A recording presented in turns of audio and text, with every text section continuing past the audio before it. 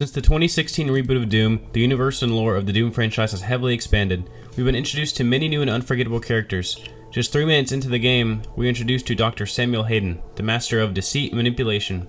This character is by far Doom's most memorable character, other than the Doomslayer himself. He has a very unique backstory that is very much worth learning about. The player spent literally an entire campaign learning about and getting to know his complex backstory and personality. We all know that he is the head of the UAC facility on Mars and was once a human, who transferred his consciousness into a robotic body after being diagnosed with brain cancer. Although being very cocky, he was always dedicated to his work and always pushed a situation until he got what he wanted. And he guided the Slayer throughout the entirety of Doom 2016 and then backstabbed him at the end. And let's not forget about that sinister and badass voice of his. The destruction of the Argent Tower is devastating. And we all wanted nothing more than to see this amazing character return in the highly anticipated sequel, Doom Eternal. The Doomslayer sure wanted nothing to do with him anymore, but we just wanted to see so much more of him. And as soon as the first story trailer dropped for Doom Eternal in 2019, it was revealed that Hayden would return. I was so hyped for this. I, along with many other Doom fans, could not wait to see how the first encounter would go in this game. It was thought that he would return as one of the main antagonists and would ally with the demons. And many players wanted the Slayer to get some serious payback. However, whenever they first encountered, it didn't go this way. It was like he totally forgot that he betrayed us and we have long-term beef with him. And of course the Slayer is still going to be pissed at him because he's clearly the kind of guy to hold a grudge. So why would the game just forget about it and not build up on this conflict?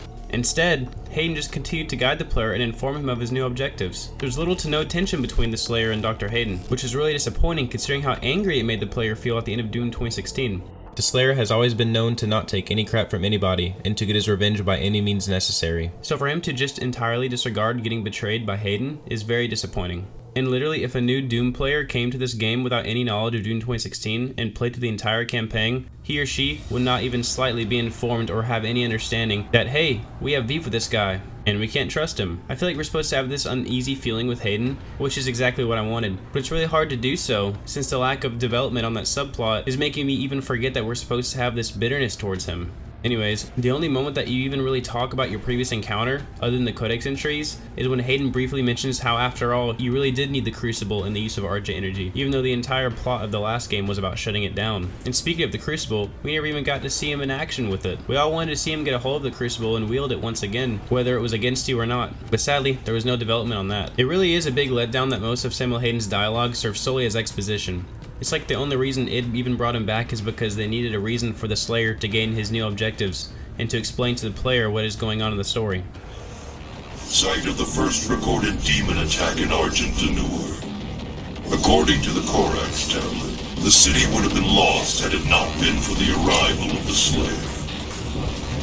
He's only ever just kinda there. And no, it's not because his body is deactivated the entire time. And sure, in 2016, he did do the same thing, but the way his character provided exposition in 2016 was through directly speaking to and interacting with the Slayer's character. Hayden would get mad at the Slayer, boss him around, tell him his own opinions on things, have his own reactions to the events going on in the story, and so on. In Eternal, most of his dialogue is just explaining backstory, especially in the Terrace Nabad and Necroval missions. I will say though, his dialogue was pretty on point with the Mars Core mission, but that's probably just because that's whenever you first meet him. Like when he taunted the Doomslayer saying, "You can't just shoot a hole into the surface of Mars. That is a weapon, not a teleporter." But his character arc doesn't develop in any way in this game, and I swear at some moments in Eternal he even restates the same things that he says earlier, but it's just slightly reworded. Like I swear I heard him say, "The portal ahead will take you to Sentinel Prime, and the longer the Icon of Sin is on Earth, the stronger he will become," at least 3 different times each. Yeah, this only happens a few times in the game, and most of his dialogue is pretty different, but still, Hayden just doesn't interact with the Slayer the same way as he did in Doom 2016. It just feels like he's so much more unimportant to the story. We don't really learn much of anything new about Hayden either. Like, how does he know where Degrav is? How is his robotic body similar to that of the Fortress of Doom? How does he know about the Makers and Sentinels' war and backstory? Divided. The demonic energy flows now to the south, and the society you once knew has been replaced by a corrupted world under Maker rule.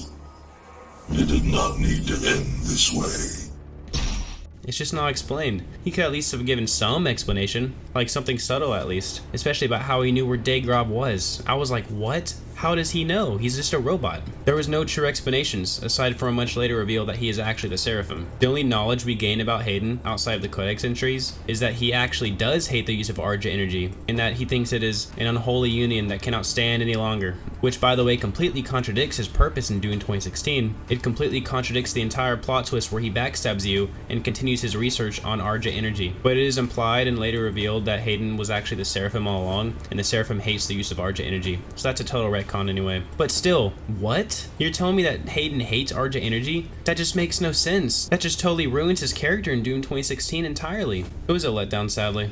Another thing that doesn't really make any sense is that if he knew the entire time that Vega is the father, why would he tell the Doomslayer to destroy him? He clearly had no idea he would even back him up. So why would he destroy God like that if it was a part of his grand plan to revive him? In a recent interview, Hugo Martin was asked this question. Hugo's answer for this was basically that the Seraphim has always been the servant to the father. He's always been his butler, and he has always had self-serving interests of what he thought was best. And now that the father is gone and has no memory of who he is, he feels like it's his turn to step up, and he is also becoming obsessed with control. I gotta disagree with Hugo there, because it was a part of Hayden's grand plan to revive the father later with the help of the Slayer, and to bring rebalance into the heavens. So why would he tell the Slayer to destroy him? I know it makes no sense, but most retcons don't either. Anyways, there was such an easy fix to his character to make him feel more unique to the story. All they had to do was write his dialogue differently. He can say the same overall lines, but just speak in a different tone, have more emotions, provide more reactions to the ongoing events in the story, and have him speak more directly to the Slayer, one-on-one.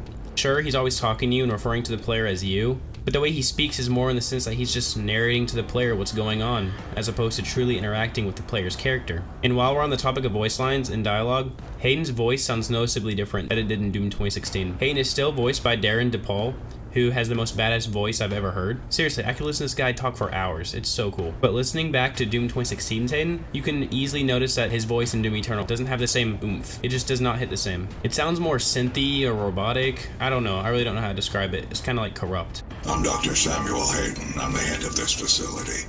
The destruction of the Argent Tower is devastating. Inside that citadel is the soul extraction chamber. We must make our way through and to the top, where the pure Argent energy is exported directly to Erdak. Your people are made to suffer, processed souls for the Khan Maker's world.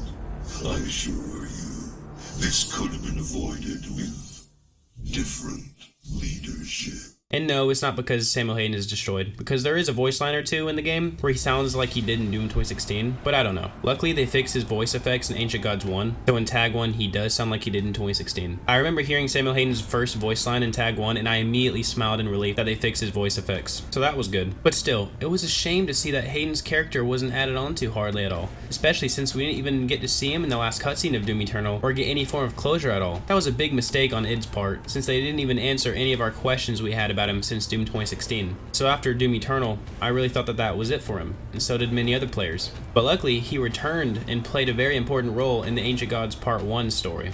In fact, his dialogue was very interactive to the player. He was cocky and demanding, just like he was in 2016. The key will give us access to the right hand of the Father. You should be humbled by this mission. So few have had the honor to stand in the Seraphim's presence. The Seraphim was the loyal aid to the Father.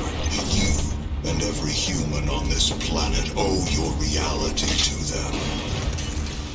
And he spoke in ways that weren't just narrations of the plot. So whenever it was revealed that he was actually the Seraphim, the angel at the right hand of God, I was kind of bummed at first, to be honest. Was it a good idea to do this to his character? It sure was risky, and it would complicate the lore. It would surely retcon a lot of stuff from Doom 2016, but at least this point was already being built up from Doom Eternal's base game, and it fully explained why Hayden knew so much about everything going on in Doom Eternal, and why he has all this knowledge about these different places. But it would still definitely divide the lore nerds for sure. I wasn't too fond of this idea at first, but then later, I realized that it really did perfectly fit Hayden's character. He is the master of deceit after all. So for him to disguise himself as a robot to take control of an entire UAC facility with all of his knowledge of the universe and how to even cheat death, it was pretty badass. So I was fine with Hayden and Sammer being one and the same, but I really do wish we had more time with Hayden being Hayden before the big Seraphim reveal. We're finally getting a lot more development from that character we all knew and love. It felt just like it did back in Dune 2016. So I wish this continued for a bit longer before the big reveal. I also think that it would have hit harder as a twist if there were more scenes in Eternal that featured the Seraphim. If there was more development on him in in that game, aside from the codex entries, it would have been a more grand reveal to the player. I noticed that there were a few voice lines that were cut, including dialogue between the con maker and the Seraphim. This would have been very cool to see in the final product. It would have also made the scene more impactful if Samurai at least briefly explained his reasonings for what he had done in the past 2 games, like why he had to disguise himself and such. At least a little explaining on his grand plan, because a lot of us were still confused on what was really happening. It wasn't until the intern straight up said, "Hey, Samuel is the Seraphim," that it really clicked on what just happened. Anyways, as I played through Ancient Gods 1, I was saddened to see that the Doomslayer betrayed our new angelic ally. Eternal really set his character up as kind of a hero who was trying to protect the planet and the humans. He led the Ark, fought against the demons to save Earth, in which he got destroyed in combat, so he basically sacrificed himself for humanity, and was even trying to save the humans and the heavens in Ancient Gods 1. The sole reason that he traveled to the earthly realm was to protect humanity from the discovery of the Argent Breach, so the Slayer had no apparent motive to turn against him. So why would they make him our enemy again? A lot of fans say that it is implied that he is still angry with Hayden from Doom 2016, and that this is sort of an act of revenge from that, and that the Slayer is really tired of being pushed around and bossed by him. And other fans say that it's because Hayden wasn't in it for the human's sake, but rather only to save his own life and restore the Father's body. It was for him to save his own realm. But even so, I almost shed a tear when the Slayer was about to take the finishing blow on Sammer. To be honest, ever since the Blood Swamps mission, I was really mad at the Slayer. The Slayer felt like the villain now. I didn't want to kill this amazing character. I enjoyed him being on our side. It was fun to have this guy come back as a sort of a hero, but just with a bit of an attitude. I was pretty maddened against the Slayer for the rest of the DLC, and it was really quite relieving to see Sammer exit before being killed. Man, I was on the edge of my seat during that. So what was in store for Sam for Ancient Gods 2? Well, after 5 months of waiting, it was time to find out. Hugo Martin has been hyping up the story for many months, with all of his little hints and teases during various live streams that he was doing. But when the game released, guess what? Samuel Hayden was not in the DLC. I was highly disappointed that we never got closure on him. There were so many unanswered questions. Why would they do this? But that's too bad, because he wasn't present for the entire duration of this DLC. I was extremely disappointed, especially since Hugo Martin, the game's director, stated several times that we would finish Samuel Hayden's character arc in this DLC. But where was he? We were lied to. It would have been enough to at least have a scene or two of him with a little bit of dialogue. One towards the beginning, whenever you find the other Seraphs in the World Spear, and another one during the final cutscene, alongside the other Seraphs as they place you away in their sarcophagus. The Seraphim wasn't there though. Why would it do this? They built up Doom's most complex and intriguing character, and then just threw him away. Where is he? Did he die? Is he against you now? There's no way to know. And will we ever even know? Maybe. Not for years at least. Some fans theorize that he is going to be the Dark Priest who was corrupted by the demonic crucible. This is based on the demonic tree prophecy that was found in Doom 2016. This could work, I guess. It would be very interesting for sure, but then that would mean that Samuel Hayden is and will forever remain our great enemy. Was this a good idea for Samuel Hayden's character, or was his character ruined and just thrown away? Let me know what your ideas are and what you think of this in the comment section. Samuel Hayden's character was really great. Sure, there were some hiccups for his character in Doom Eternal, like they weren't inclusive enough with his character, and there was little to no character development at all. And they really fixed him and had a great story and character arc going on in Tag 1, but I just feel like they threw it all away at the end of that DLC, and then again by not having him present at all in Tag 2. But still, in the end, I am very grateful that Samuel Hayden did return, and we got to see what we could of him, and we got to see the cool plot twist of him being the Seraphim. But still, they could have just really done more in Doom Eternal. Thank you all for watching. I'll see you in my next Doom video.